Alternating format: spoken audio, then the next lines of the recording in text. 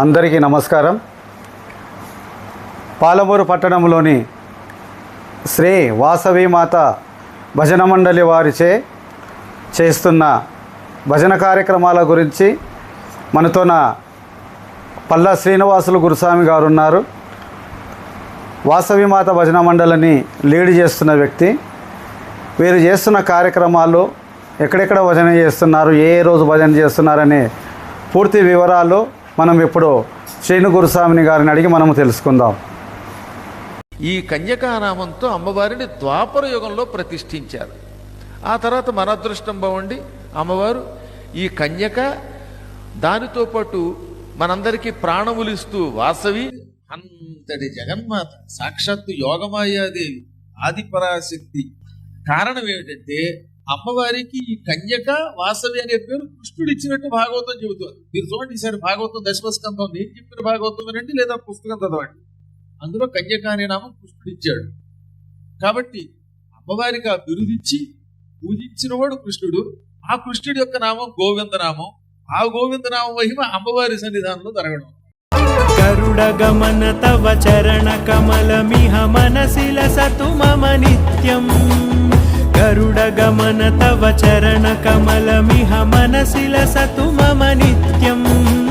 మనసిల సతు మమ నిత్యం.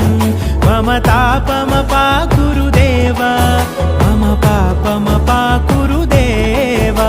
మమ తాపమ పాకురుదేవా, మమ పాపమ పాకురుదేవా.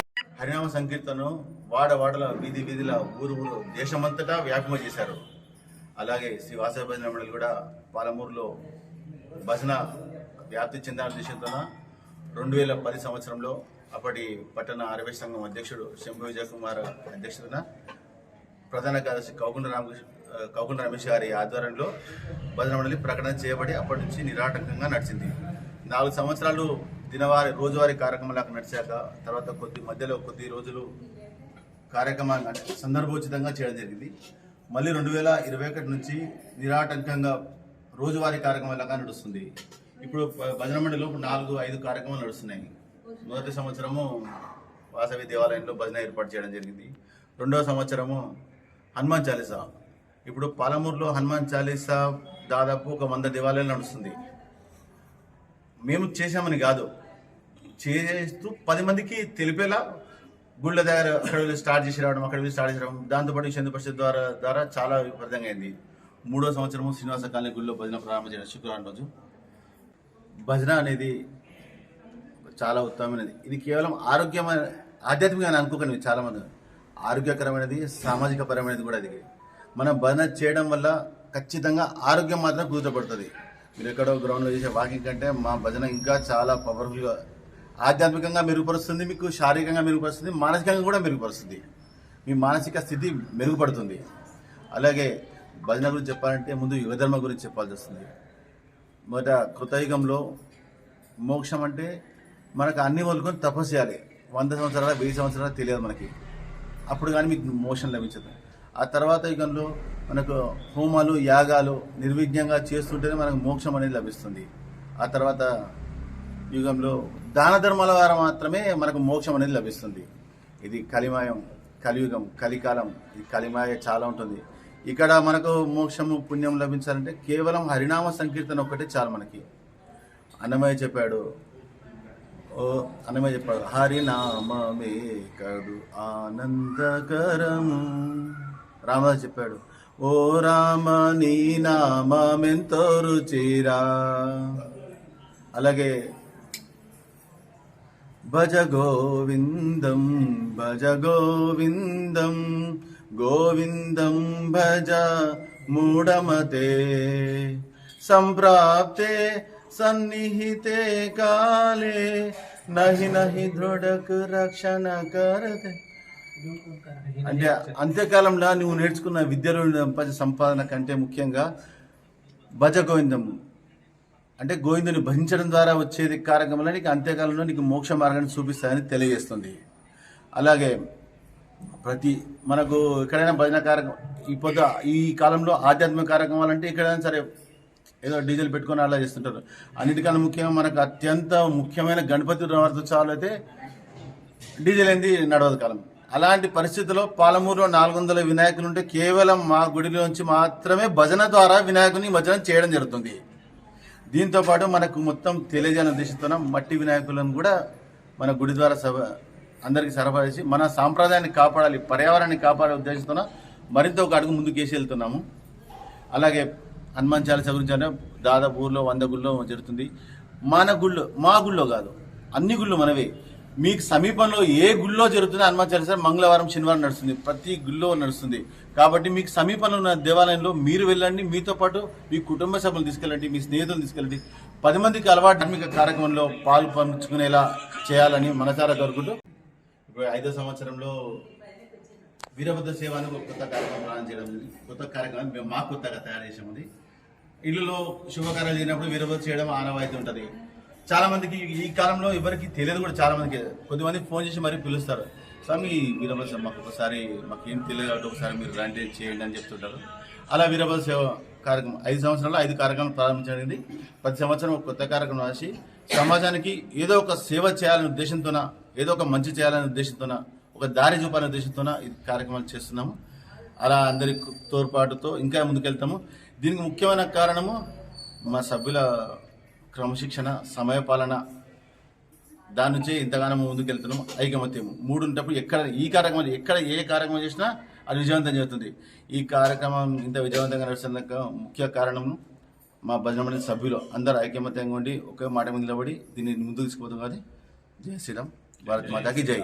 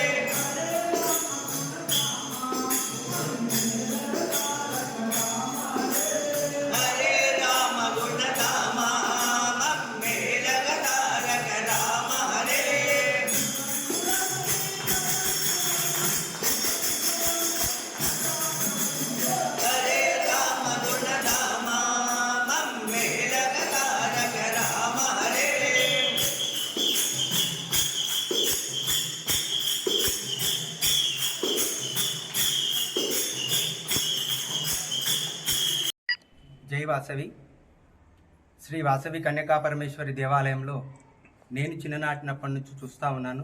ఆలయ ప్రతిష్టప్పటి నుంచి కూడా మా పెద్దవాళ్ళు చాలామంది ఆలయంలో ప్రతి శుక్రవారము ఒక భజనా కార్యక్రమాన్ని ఏర్పాటు చేసుకొని ఆ యొక్క భజనా కార్యక్రమంలో భజనలు చేసేవాళ్ళు. అప్పుడు చాలా పెద్ద భజనలు, చాలా బ్రహ్మాండంగా భజనలు జరిగేటివి. కాలక్రమేణా కొంచెం వయసుతో రీతిపాటు పెద్దగా ఉన్నందుకు వాళ్ళు రాలేకపోవడం, క్రమంగా వారిని అందిపుచ్చుకోలేకపోవడం, కొంచెం మధ్యలో గ్యాప్ వచ్చింది.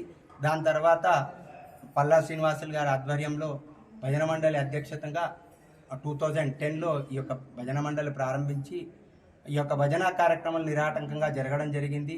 మా వాసవి కన్యకా పరమేశ్వరి దేవాలయంలో నవరాత్రి ఉత్సవాల్లో కానీ మరియు సంక్రాంతి ధనుర్మాసంలో కూడా ఈ యొక్క అమ్మవారి ఉత్సవాలను బ్రహ్మాండంగా చేయడము, అలాగే ప్రతి ఒక్క సేవా కార్యక్రమంలో అమ్మవారి నామ సంకీర్తనను మనమందరూ పాడుతూ సంతోషపడుతూ ప్రతి ఒక్కరికి అమ్మవారి కరుణా కృపా కటాక్షాలు కలగాలని ఒక భజన మండలి యొక్క సంకల్పము.